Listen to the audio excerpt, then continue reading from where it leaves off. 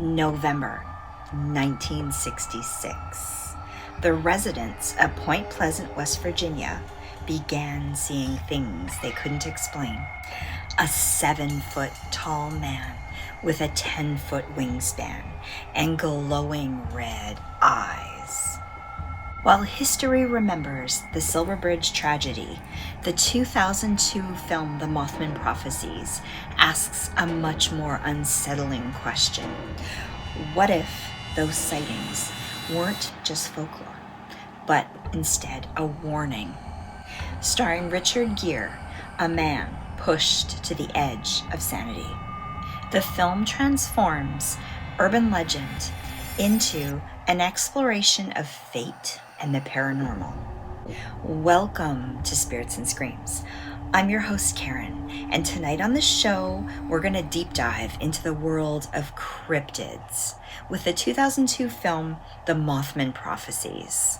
Now let's get started on our journey into the dark side of the paranormal. Welcome to Spirits and Screams.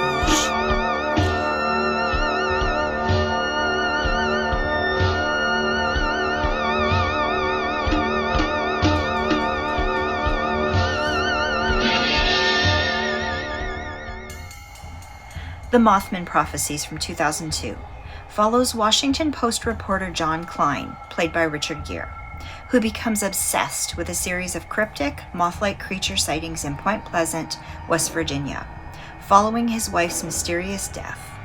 Investigating, he discovers these events act as warnings for impending, massive catastrophes.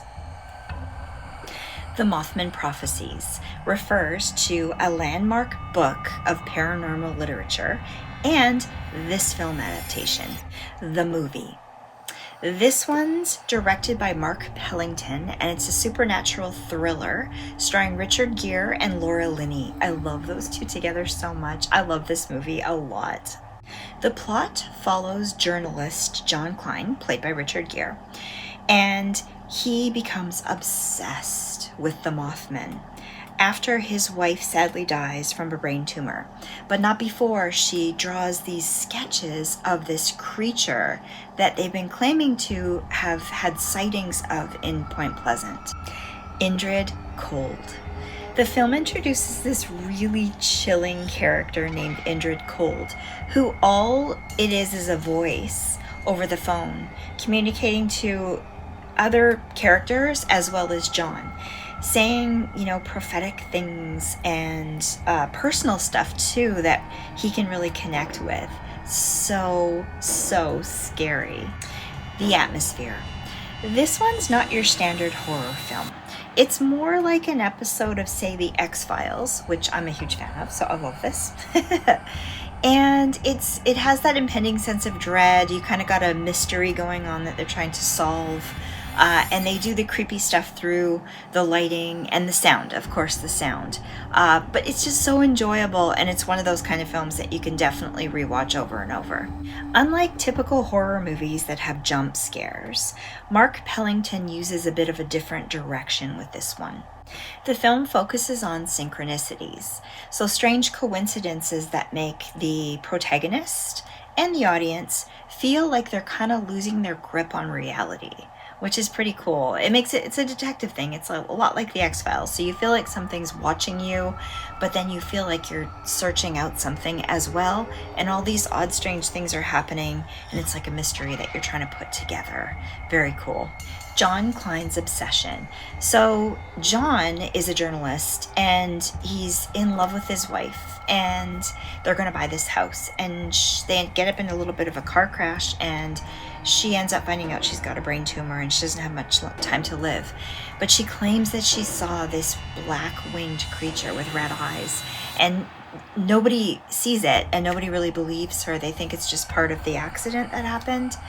So when she passes, John takes it really hard and he becomes obsessed with the Mothman, this creature that he discovers could possibly be what she was seeing and drawing, and he just becomes obsessed with it, and it's so cool. I don't know about you, but I love all the stuff about Mothman. I think it's very interesting and really cool, very creepy.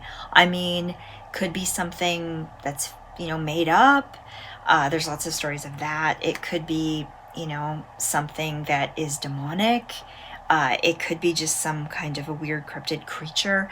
Nobody really knows, but I find it very fascinating. How about you guys? The catalyst. So 2 years after the accident, when Mary has passed, and I forgot to say, Mary's played by Deborah Messing. I absolutely love her. Will and Grace, come on, love that show. After her passing is when the whole movie kind of starts. John ends up in Point Pleasant, West Virginia, doesn't have a clue or memory of how he got there, and he's completely confused. But that kind of starts off his investigation into the Mothman. And I find it so cool because this movie and the book based on a true event, something that happened there in the 60s. And it's such a fascinating story, so intriguing. I would love to visit there one day. The drawings. So the drawings that his wife was doing is what makes him connect the dots with this Mothman in Point Pleasant, because people there are doing the same thing and seeing the same thing. So it's really creepy. In the hospital room too, when she's just before she passes and she's seeing things in the dark, it's just so crazy, so creepy. I've only ever stayed in the hospital a few times, and it just adds to that tension and dread and craziness. Oh my God, I love this.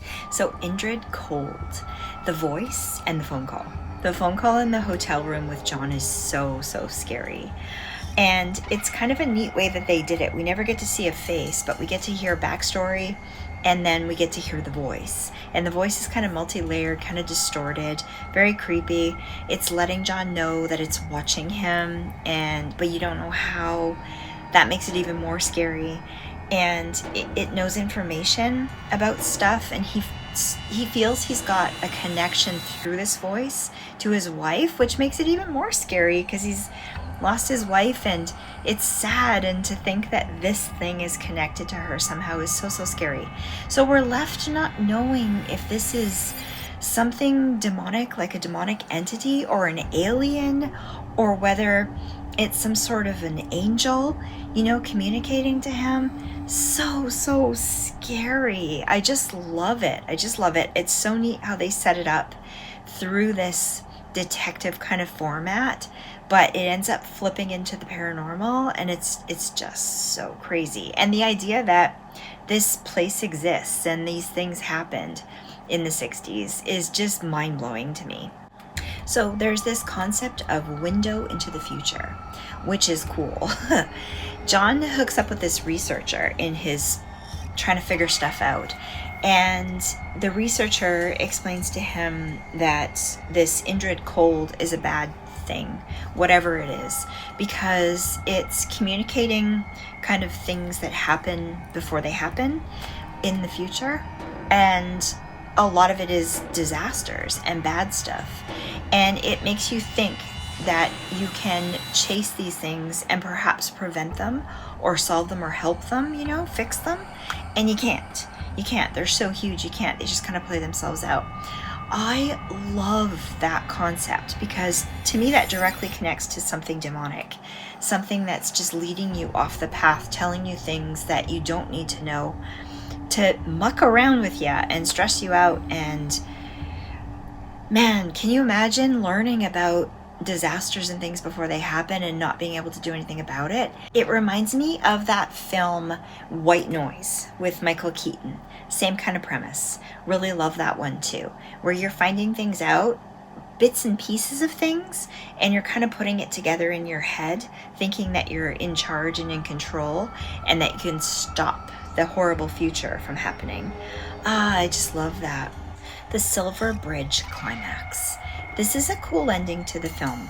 The Mothman has been forewarning of this catastrophe that's going to happen. And it kind of connects to the real life story of the bridge collapse. So scary. I think that my phobia of driving over a very large bridge comes from this story. and this film, to be fair. I just can't even imagine that. So it's very cool. They use CGI and stuff, but it makes for a really interesting ending to the film. It's very dramatic and very cool how it all kind of ties together. I really enjoyed it. All right, for my review, I'm going to give this one a 4 out of 5. A spiritual sensation, a devilishly good time. I really had a good time with this one, and it's a great rewatch. I own it on DVD, so I've watched it a bunch of times. I might give it another rewatch soon again, actually, because it's fun. What did you guys think of this film? I'm dying to know. Long comments down below. Let's chat. And what do you think of the Mothman? Do you like them? Or do you hate them? Now let's get into the book. I haven't read it yet, but I want to. So apparently the book details occurrences that happened in Point Pleasant, West Virginia from 1966 to 67. And John Keel is actually a parapsychologist. So he dabbles in things like UFOs, Men in Black, and other phenomena. Oh man, I do have to read this book. I really do. Very X-Files-esque. I wonder, I can't remember looking back on the X-Files, there's so many episodes, if there was an episode with the Mothman or Point Pleasant. I can't remember. So apparently also outlined in this book is a whole bunch of occurrences of sightings of this large bird-like creature with wings and red eyes that people were seeing randomly all over the town, as well as strange phone calls and just weird occurrences and stuff that were happening leading up to this bridge collapse, making them think that it had something to do with it. Really weird stuff, man. Really, really weird stuff. I really want to visit there one day. I'd love to go more in depth about it all, and I definitely want to read this book. There's also this 200-year-old curse called the Cornstalk Curse, like a legend that's part of Point Pleasant. In 1777, the Shawnee leader Chief Cornstalk was unalived at Fort Randolph. Legend says that with his dying breath, he cursed the land for 200 years. And the link to the Mothman with this story is that somehow that curse was manifested into a physical being or some kind of supernatural entity to bring out the revenge, on the area. But anyway, pretty crazy. There are also angelic and demonic interpretations of this creature. That's my kind of thing. So that focuses on the intent, right? So whether it's doing it for good or for bad. And that's kind of the thing that's in the film, right? You don't know whether it's giving them information ahead of time so that it can help them solve a problem, prevent a catastrophe from happening, or whether it's just kind of going nowhere and this entity is kind of just playing with them, messing with their minds kind of thing, and stuff that they shouldn't know. So that really brings up that concept of the demonic, right? The demonic coming and toying with you, having information, things that you shouldn't know, messing with you, stressing you out, or something angelic that's helping guide you and protect you from bad things happening. Yeah, very perplexing. It could be that, I think. So a very cool thing about this whole thing is that in Point Pleasant, West Virginia, where I really want to go, it has a Mothman statue in the town square. They also have a museum that's all about the Mothman, and they even have a restaurant that features a Mothman pizza, if you will. I mean, come on, isn't that cool? I really want to go there and check that out. I think that'd be really fun to go there and explore and film and grab some lunch, and hang out, take some selfies with the statue. I think that'd be really cool. Have any of you guys ever gone there and checked it out? If you have, let me know. Tell me what happened and what it was like in the comments below. You can also get Mothman merch at the museum, so that's pretty cool. But guess what? You can also get Mothman merch on my website, spiritsandscreams.ca. Go grab some, help support the channel. It would mean a lot. So you guys, I think that's it. I hope you liked this one. If you did, don't forget to give me a like because it helps me a lot, and subscribe to the channel for more reviews like this, deep dives, every Monday, 7 p.m. Pacific time.